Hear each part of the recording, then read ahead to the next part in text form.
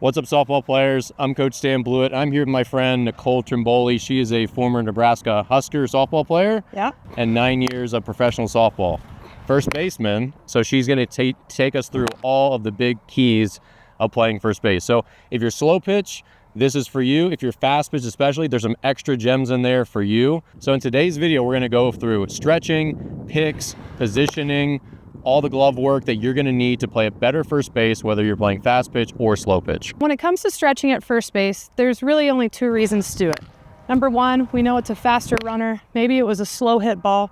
All we know is that the play at first is going to be close. So that's where I'm trying to cut the distance from me and the throw to give myself a better shot at the out. The other reason is if the throw is offline. I want to be able to help my receiver out. And the worst thing I can do is hold the base, miss the ball, and now that runner's getting another base. Now she's on two. So if I have to vacate the base to secure the ball, do it. Now she's only got a single instead of giving up a double. Now, if the throw is offline, I still have a shot at a play. I've got to be willing to give up the base and then still reach for the runner. So I might still have a shot at the out. So this is a really important concept because remember, even if it's a wide throw that takes you off the bag here, the runner is barreling down that line.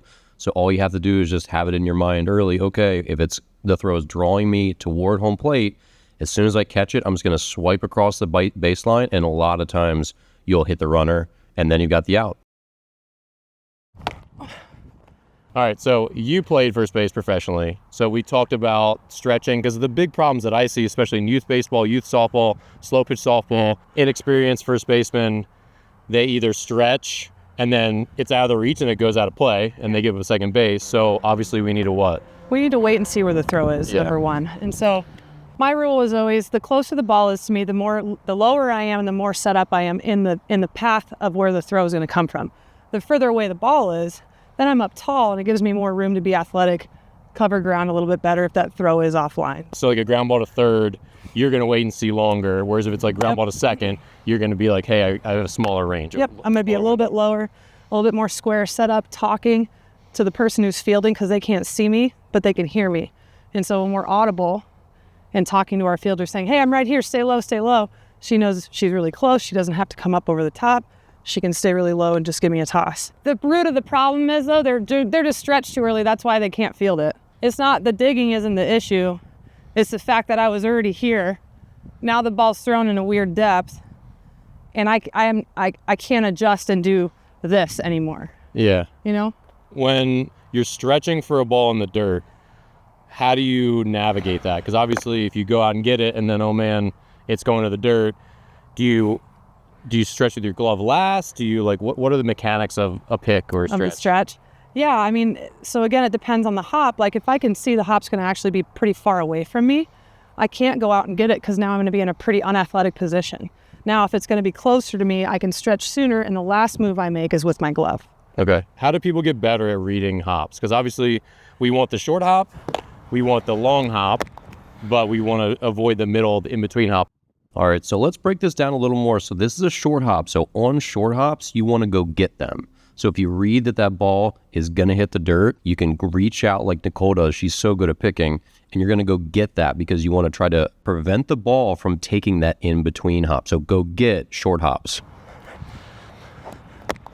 All right, so let's talk about getting the long hop. So you can see Nicole's position is completely different here. That's because she didn't stretch early. She waited to see where the throw was, and the throw was in the dirt very, very early. So instead of trying to go get it, which it was out of her reach to get the short hop, and she didn't want to get the in-between hop, so what she did instead was backed up to let that long hop get to her, which made it a much easier throw to catch. How do people get better at that? Well, number one is practice it. Just like we set up right here, you don't have to have a bunch of fielders. It doesn't have to be perfect from third or short, and throw those different hops. The other part is nobody likes to hear it, but your eyes have to be down and behind the ball. I can see what the ball's doing a lot better if I'm low. I can't see what's happening from way up here. So we got to get down and we can see a lot better. And honestly, we get hit less when we can see better. So in fast pitch, you're going to get a lot more opportunities to practice. Obviously in slow pitch, unless you go and practice on your own, you're not going to get a lot of opportunities. So in slow pitch, I would suggest take the ball out with you every time if you play first base.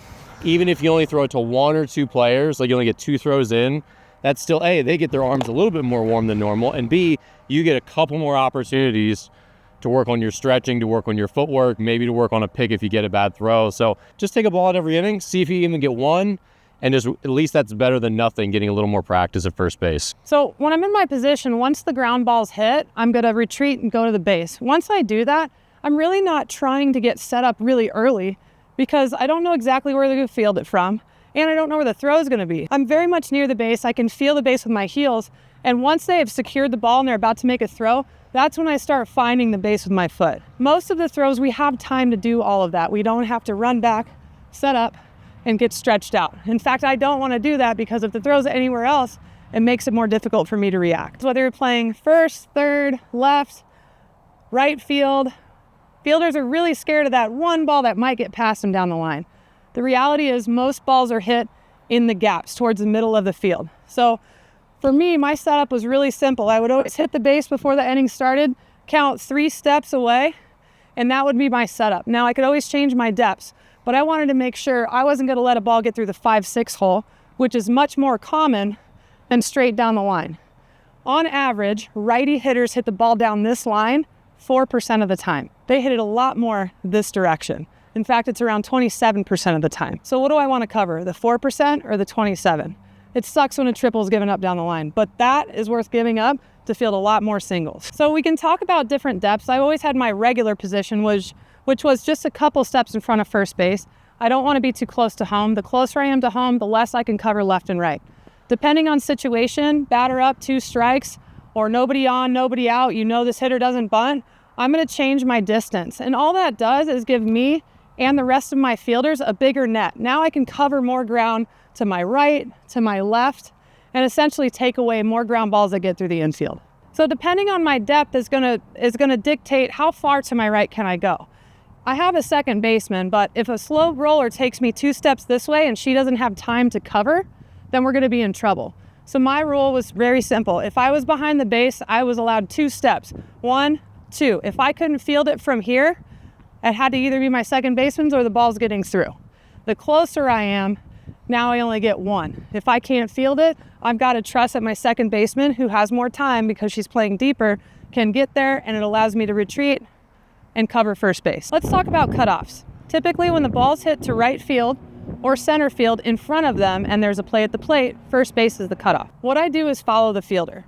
So if a ball takes the right fielder a little bit deeper, then I'm going to suck out with her a little bit.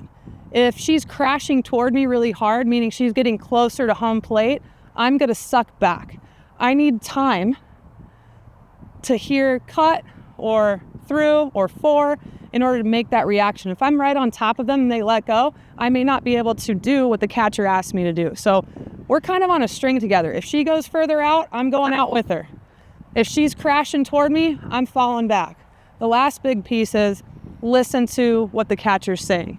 I'm a big believer in that while she's chasing after that ball, I should be able to peek, look at home, and have a good idea of where I should be. I want to get really big. I want to get really loud so that she knows where and who she's throwing to when the time comes. All right, we're going to talk about different depths at the corners. I'm at first base, but same rules apply to third base as well. Now, in slow pitch, not as important because you're usually playing back. There's less bunting, less short game. But in fast pitch, we have slappers, we have people who are really good at drag bunting, we have power hitters. Where I see the biggest mistake happen the most is that your corners play way too close to home plate. The closer I am, the less I can cover. The only thing I can really get from here is a ball that's hit right at me. But if I'm back here a little bit, now I can cover left, I can cover right, and I can break forward if she shows bunt. I move the fastest forward. So I want to be in a position to where I can move left and right easier and be able to explode forward if I need to versus playing really close to the hitter. So thanks for watching. Hopefully this was helpful, whether you're a softball player in slow pitch or fast pitch. Obviously, there are a lot of really good tips here from my friend Nicole. Follow up with her on social media. Do you want to tell everyone your handles? Yeah, it's NT Athletics LLC. You can follow me at Nicole Trimboli as well for more tips and tricks. We just love helping kids get better. People helped us, so take a look. Thanks for watching. Be sure to subscribe, and I'll link to all of her social media handles below.